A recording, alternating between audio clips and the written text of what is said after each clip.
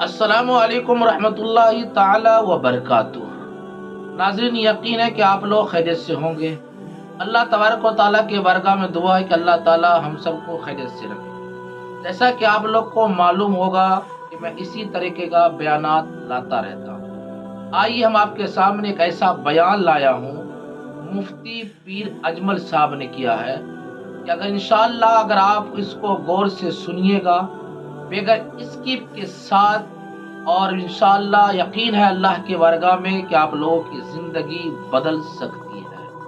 اگر آپ مصطفیٰ چینل پر نئے ہو تو چینل کو سبسکرائب کر لیجئے، بیل آئیکن کو ضرور دبا دیجئے کیونکہ ہماری آنے والی ویڈیو سب سے پہلے آپ تک پہنچے۔ آئیے سنتے ہیں پیر مفتی اجمل صاحب کا بیان۔ اپنا آپ ہی دیکھتے رہتے تھے، گھر چاہے نہ دیکھنا بری بات نہیں، لیکن صرف اپنا آپ ہی دیکھتے رہنا اور ہر وقت دیکھتے رہنا خدا مجھے ایسی خدائی نہ دے کہ اپنے سوا کچھ دکھائی نہ دے۔ یہ بھی کوئی اتنا ٹھیک مسئلہ نہیں۔ آپ غور فرمائے، کیا عرض کرنا چاہتا ہوں آپ کی خدمت میں میرے عزیز۔ ایک تو اگر میں بڑی سمجھداری سے اور بڑے غور سے اور بڑی توجہ سے آپ کو یہ بات سمجھانا چاہتا ہوں کہ اگر حضور سے پیار کرو گے نا تو یہ جتنی دولتوں کی اور شہرتوں کی محبت دل میں آتی ہے یہ خود بخود نکل جائے گی، خود بخود نکل جائے گی، آسانی ہو جائے گی، جینا آسان ہو جائے گی۔ دوسری بات آپ کی خدمت میں عرض کروں، ہم نہ تازہ دم نہیں رہتے، ہم پریشان رہتے ہیں، ہم بور ہوتے ہیں، ہماری طبیعتیں بعض اوقات جلد بازی کرتی ہیں، ہم بعض اوقات الجھ جاتے ہیں، قرار تلاش کرتے ہیں۔ اس قرار کو تلاش کرنے کے لیے پھر بعض لوگ الٹی سیدھی موویز دیکھتے ہیں، بعض لوگوں کا خیال ہے کہ شاید میں کوئی لطیفہ سنوں گا تو معاملہ ٹھیک ہو، پھر اس کا نتیجہ بھی نکلا ہے لطیفے سننے کا۔ اب لطیفے سنانا بھی اتنا بڑا کام ہو گیا ہے کہ مولوی ہے پگڑی داڑھی والا لیکن اس کے نام کے نیچے لکھا فنی مولوی۔ خدا کے بندے، یہ سنجیدہ اسٹیج ہے، دیندار لوگوں کا کرنے کا کام ہے، آپ کیا کر رہے ہیں؟ مولوی بھی فنی ہوتا ہے، 6 معنی دارا کہ ہمارا مزاج تھا ہر چیز شغل میلہ، ہر چیز ہنسنا الجھنا۔ میرے عزیز، ہم چونکہ سکون چاہتے تھے، کچھ نے ادھر ادھر کی مووی دیکھ لی، کچھ نے ہنس لیا، کچھ سیر کو چلے گئے، کچھ کا خیال تھا کھانے کھا لیں گے تو سکون آ جائے گا۔ یاد رکھنا ان چیزوں میں سکون نہیں ہے، ان میں تو آپ الجھتے جائیں گے، مزید تو سکون کہاں ہے، قرار کہاں ہے؟ آپ کبھی صحابہ کی زندگیاں دیکھیں نا، حالات جس طرح کے بھی تھے نا، ان کو جو سکون ملتا تھا وہ رخ مصطفیٰ سے ملتا تھا۔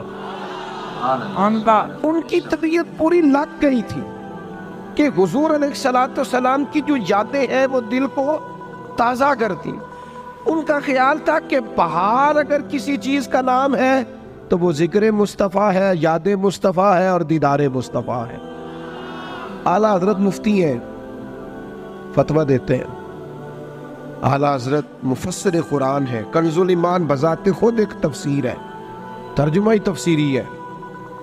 اعلیٰ حضرت محدث ہیں، وہ جب احادیث مبارکہ کا حوالہ دیتے ہیں تو یوں لگتا ہے کہ جیسے بڑی گہری نظر ہے ان کی، راویان حدیث پر بھی، اصول پر بھی، اور حافظہ بھی مضبوط ہے، حفظ حدیث کے لحاظ ساری چیزیں ان کے پاس تھی۔ لیکن وہ پتہ کیا کہتے تھے؟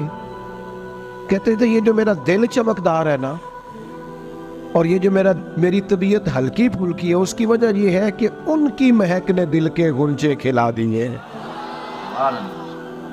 یہ میں نہیں آپ کو تقریر سنا رہا، میں تو جذبات کا اظہار کر رہا ہوں۔ ان کی مہک نے دل کے غنچے کھلا دیے ہیں۔ تو کیوں غنچے کھلا دیے؟ کہتے میرے نبی کا کمال یہ ہے کہ وہ جس راہ چل دیے ہیں کوچے بسا دیے، وہ جس راہ بھی چل دیے ہیں کوچے، حضور پر تھوڑا گزر جائے تو کام ہو جاتا ہے، قرار، سکون، سارے دکھ مٹ جائیں گے اگر دل حضور سے لگا لو گے، اگر محبتوں کا مرکز رسول پاک کو بنا لو گے۔ آپ دیکھیں احد کے میدان کے اندر کافر نے ایک بڑی عجیب سازش کی مسلمانوں کو پریشان کرنے کے لیے۔ اور بھائی آپ لوگوں کی وجہ سے اگر اتنے لوگ تکلیف میں ہیں تو آپ کو سمجھ جلدی سے بیٹھ جائے جی، جلدی سے جی، فیصلہ کرنے میں اتنی دیر، اللہ آپ کو سلامت رکھے، بیٹھ جائیں جی، اب آپ کھڑے ہیں جناب، آپ بھی بیٹھ جائیں، اللہ آپ کو برکت عطا فرمائے۔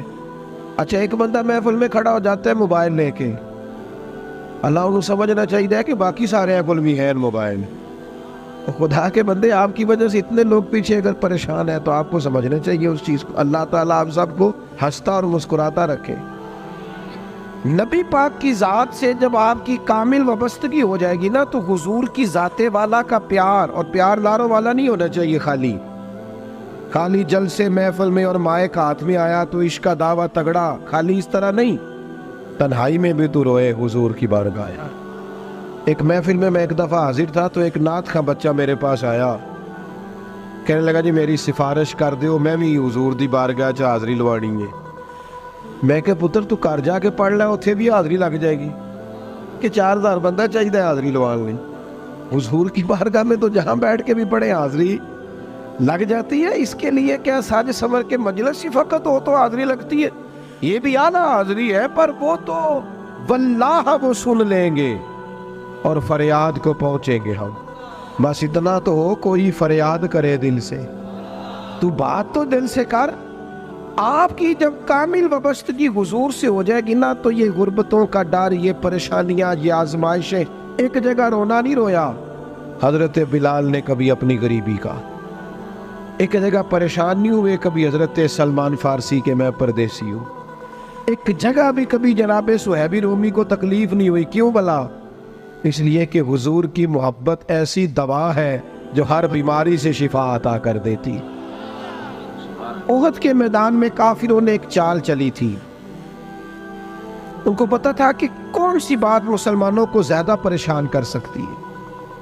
انہوں نے ایک افواہ پھیلا دی تھی کہ معاذ اللہ حضور کو شہید کر دیا گیا، اس کی وجہ سے شدید پریشان ہوئے صحابہ، اور جنگ کے جو نتائج برعکس آئے اس کی بڑی وجہ یہ افواہ بھی بنی۔ اب صحابہ بڑے پریشان تھے، حضور شہید ہو گئے۔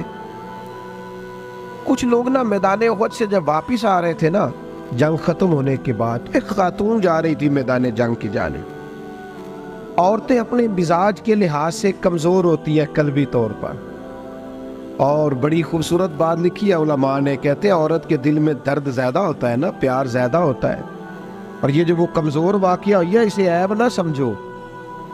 اسی لیے تو اللہ نے بچے کو پالنے کا ذمہ اس کا لگایا ہے کہ وہ شفقت زیادہ رکھتی ہے، محبت زیادہ رکھتی ہے، درد دل زیادہ رکھتی، اس لیے جس درد سے وہ بچے کو پال لیتی ہے نا۔ میرا بیٹا ایک دن گھر میں کچھ پکا ہوا تھا، اس کی اماں کہنے لگی کھانا کھاؤ، کہندا ہے میں نہیں کھانا۔ وہ دی اماں کہندی میں بڑا زور لایا، بڑی محنت کیتی، بڑی گرمی چ پکایا، اج تے ہی کھانا پڑا ہے۔ کہنے لگا میں نہیں کھانا، میں آرام سے کھانا کھا رہا ہوں۔ اب وہ ماں بیٹا بحث کر رہے ہیں، تھوڑی دیر گزر گئی تو مینوں کہندی تسی کیوں نہیں بول دے؟ میں کہا مینوں پتہ ہے کنے جیتنا ہے، تھوڑی دیر بعد کھلو جاؤ، مینوں پتہ ہے کنے جیتنا ہے۔ وہ بچہ اٹھ کے اندر چلا گیا، کہنے لگا میں نہیں کھاندا، تسی کھاؤ۔ وہ پھر 5 منٹ لگے تو وہ پکانا شروع کرتا جو بچہ کہہ رہے ہیں، تو میں کہا میں تو پتہ ہے نا نتیجہ کی ہے، تو اس بحث میں جانے کی ضرورت ہے، اس لیے کہ ماں اولاد کے سامنے ہمیشہ ہی ہار جاتی ہے۔ وہ اولاد کے سامنے جیت سکتی، وہ نہیں جیت سکتی نا، شفقت ایسی ہے۔ عورتیں مزاج کے لحاظ سے اللہ تعالیٰ نے نرمی دی ہوتی، اس کو عیب نہ جانا جائے، یہ اللہ تعالیٰ نے انہیں ودیت کی ہے چیز۔ تو خاتون جا رہی ہے میدان احد کی جانب، وہاں سے صحابہ آ رہے، تو خاتون پوچھتی ہے صحابہ سے حضور کا کیا حال ہے؟ تو ایک صحابی اپنے لہجے میں گویا کہنے لگے خبر مشکل ہے پر تجھے سنانی بھی ضروری ہے، اس جنگ میں تیرے بھائی کا انتقال ہو گیا ہے۔ بہن کے لیے اس سے بڑی بھی کوئی خبر ہوگی کہ بھائی کا انتقال ہو گیا؟ وہ خاتون نے یہ خبر سنی، اِنَّا لِلَّهِ وَإِنَّا إِلَيْهِ رَاجِعُونَ پڑھا، آگے گزر گئی، اگلے صحابی سے جا کے پوچھتی ہے حضور کا کیا حال ہے، اور بے چین ہے، دوڑی جا رہی۔